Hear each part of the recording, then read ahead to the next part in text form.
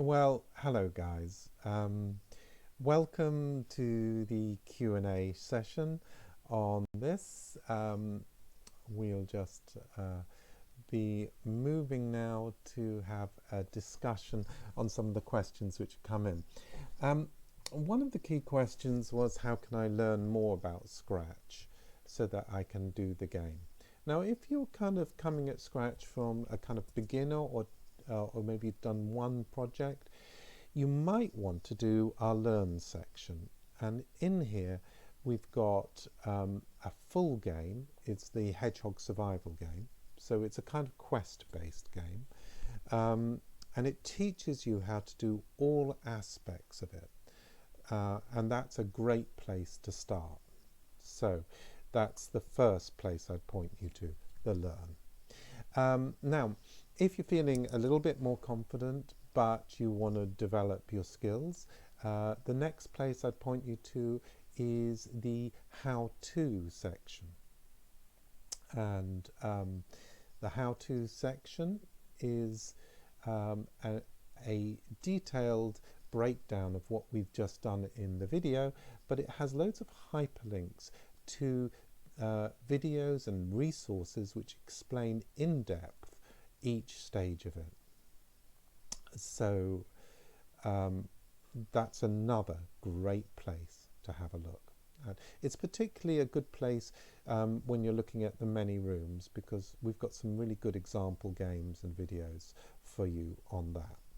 Okay, and finally, if you can go to Scratch, if you're a complete beginner and you want to learn it in another way, you could go to Scratch and you could go into Ideas and you'll find a load of tutorials that way.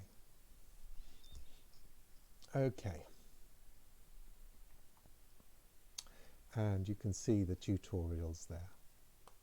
Just checking, a question which came over to me was about sprites.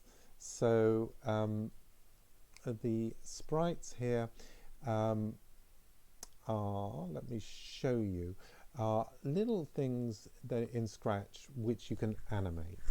Now, if you want to get the sprites, you have to go to Resources, Image Library, and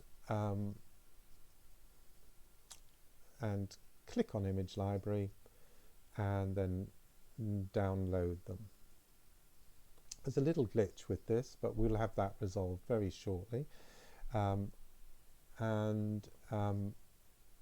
means you can upload them. So we download it, we go back to this, and let's say we then press here with the cat, and we press Upload Sprite. And I find where I've downloaded it. It'll be in your downloads, and this time I'm actually uploading the cat, and you'll see the cat comes in, and you, in that way, you download it first and then you press the upload section. When you ask a question in online games, in Code Help, you can find if it doesn't make sense to you, you want more detail, you use the Ask an Expert. And the Ask an Expert form comes over to us, and we will post all our answers to you in frequently asked questions, so that you can really be able to check them and make sure, okay, yeah, that makes sense. And in some cases they'll be much more detailed than we're showing there. Okay, so that's another possible place. Now I'm just checking if there's any questions. No, we haven't got any questions yet.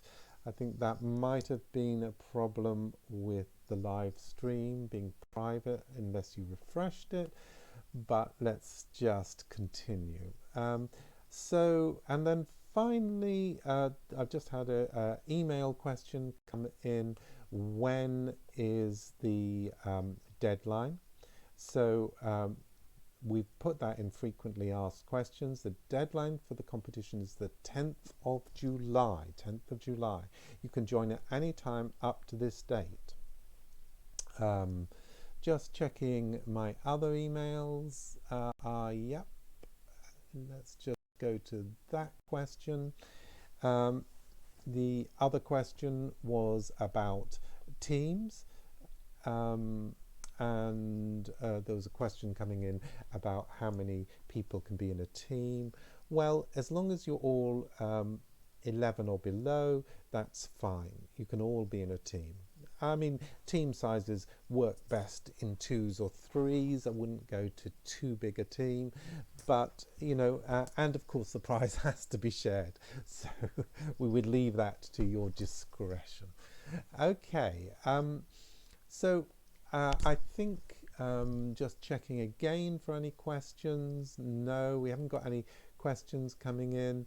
So I think what we will do is close for today, and just contact us through Ask an Expert if you want any more information, and we look forward to seeing you next week when we really start looking at board games.